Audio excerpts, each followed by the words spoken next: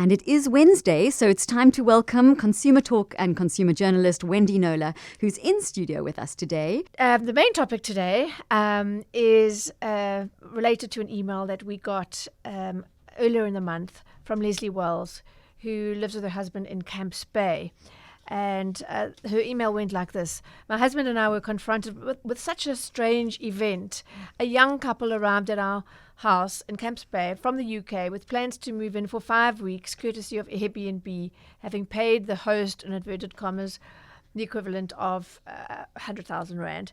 They had been scammed, says Leslie, by a host who had taken pictures of our house that had appeared on an estate agency website, posted them on Airbnb as a property available to rent, took their funds, and then disappeared. He called himself Liam, did this fraudster.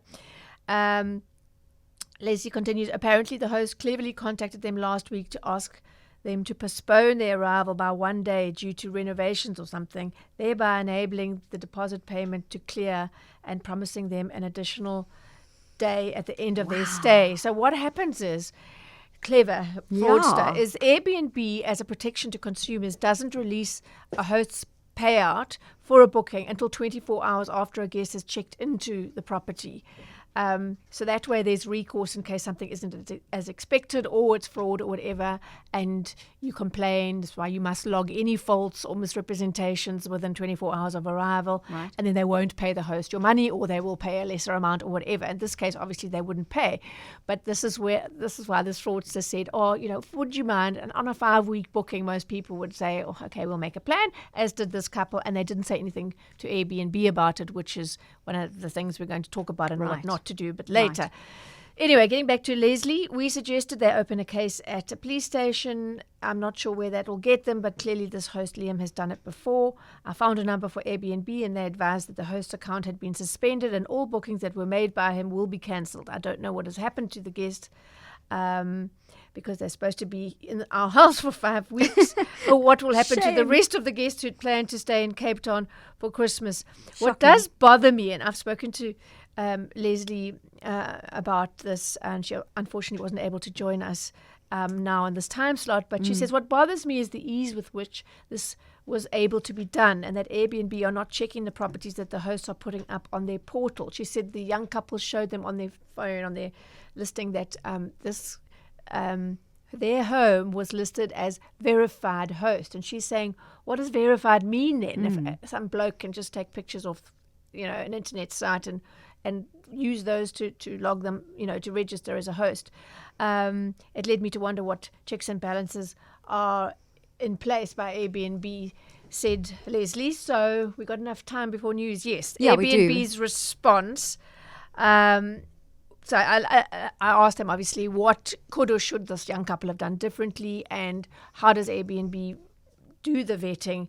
Surely it's a simple enough matter, and I've asked them this question before. Earlier in March, Pip and I did this case of a tenant. Somebody rented a home in a normal sense, and then took it, and she was renting sort of month to month. She listed it on Booking.com and Airbnb. Stopped paying her rent, which I thought was silly, because she was raking in quite a tidy sum, representing herself as the authorized owner, or at least person authorized to do this. It was a terrible story. Anyway, I asked this question, surely you could just ask for a rate certificate or, a bond statement or something to prove that the person that's now wanting, or a letter from the registered owner to this third party saying you can put our home on Airbnb. And they skirted that, and I'll get to that in a minute, and I still don't know the answer, but this is what Airbnb's response to this particular case was. We have zero tolerance for fraud and take action on anyone suspected of illegal activity. In this instance, and this was good to know, we fully refunded the guest, arranged an alternative booking, and removed the fraudulent user. And this was all before we got involved. This was not anything to do with immediate intervention. Yeah, immediate service. Yeah. Although cases like this are incredibly rare, it is important that everyone books, pays, and communicates only on Airbnb so that they will be fully protected through air cover in the event of an issue. So they say they refunded immediately.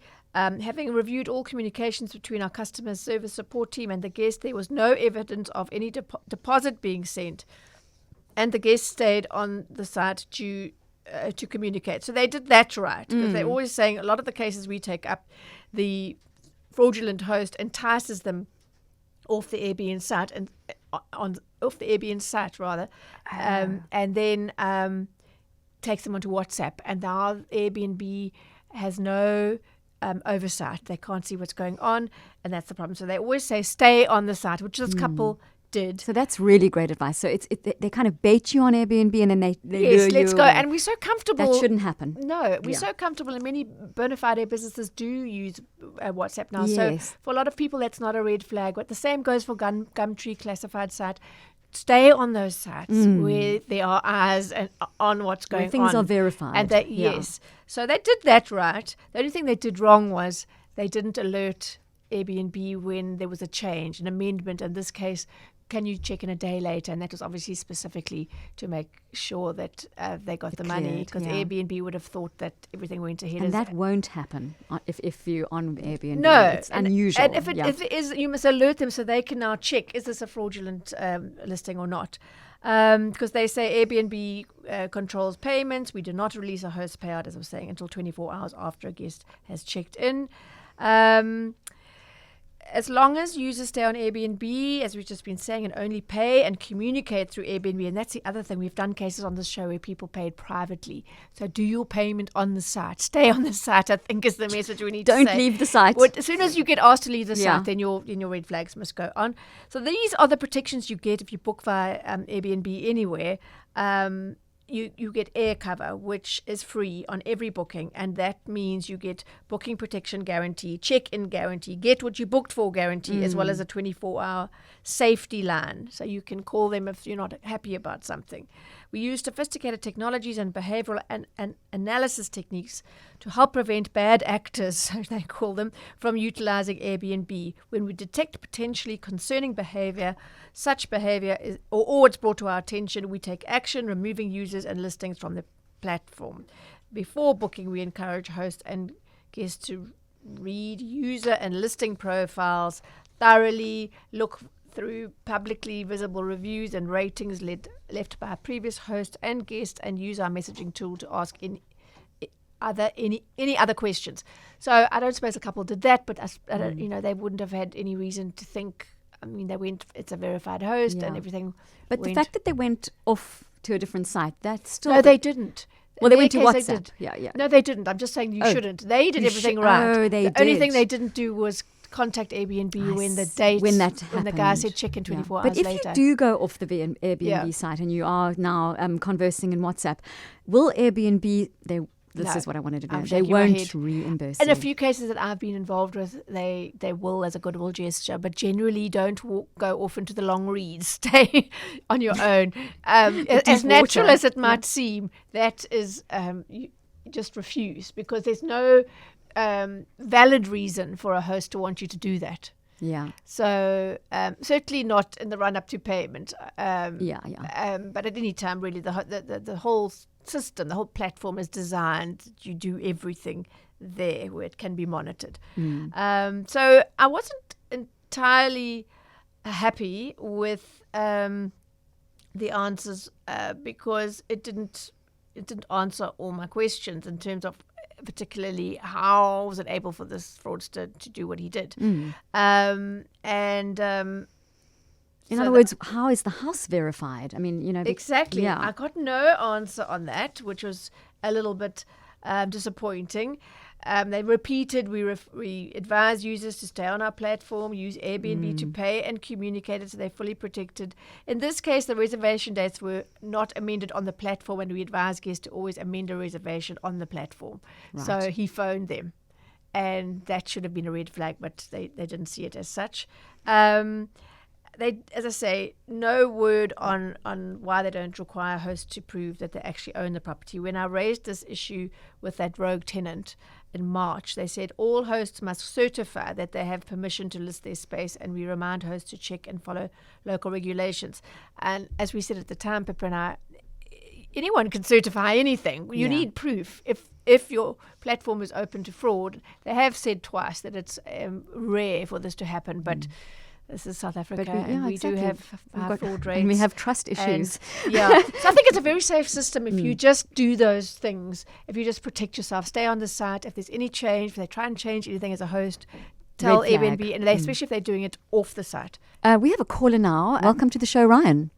Hey, Bianca. Hey, Wendy. Good to hear from you guys again. So I used to rent out my little granny flat at the back on Airbnb, and it was good.